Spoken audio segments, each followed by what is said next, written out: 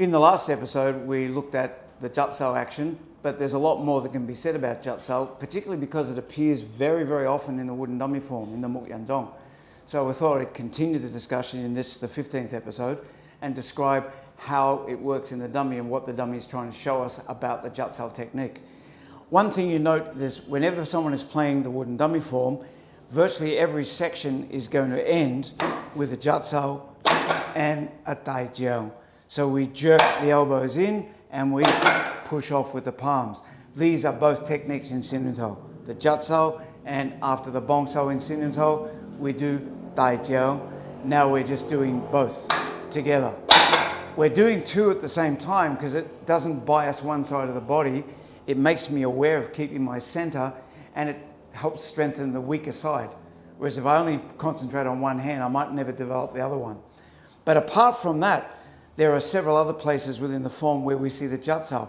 In particular, in the Pak Sau section of the dummy form, we do the first Jat Sau to recover from a very bad position. I'm way off angle and my opponent's attacking the center. So I use the Jat Sau to come back into the center. Very similar to in the Chum Kill form when we pull the Jat Sau in that form.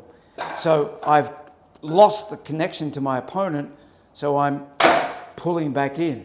After I pull in, I then launch a chop to the dummy, and then I do this very curious looking action where I'm doing a Jat Sau again, but I'm also punching what appears to be under the arms. A lot of people badly misinterpret that, and they literally try to apply it as a punch to the body. But you can see there's an inherent problem with that. I'm blocking my own punch. This is not what the dummy is trying to show you. Remember, very important point, the dummy is just a piece of equipment and it has limitations. It can't behave like a person. It can't do what you can do. Your body is different to this body. These limbs have very minimal movement and it's tied to a frame. It can't go anywhere. Your opponent is not like that. Your opponent can move. So because the arms of the dummy cannot get out the way, if I did it at the regular height, I'd be smashing my fist into the arms. Not a good idea. If I try and come over the top, it's creating a habit where I'll be aiming too high. So by doing the punch on the low line, what it's getting me ready to do against a live person is to get that hand out of the way and hit with control through the mid-level.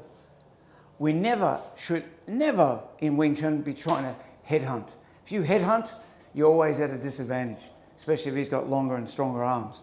But if you attack mid-level, you always bring him into your range. Even someone who's lunging forward with a punch, if you get used to always going for the head, you'll probably miss and still get hit.